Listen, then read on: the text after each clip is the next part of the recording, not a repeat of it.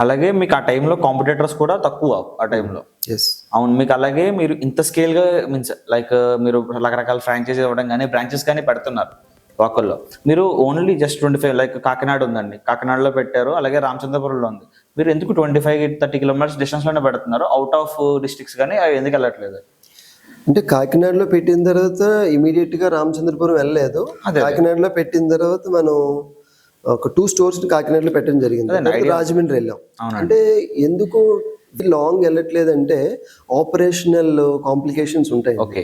ఇక్కడ నుంచే మనం సపోజ్ ఎగ్జాంపుల్ ఒక తిరుపతిలో స్టోర్ పెట్టామనుకోండి.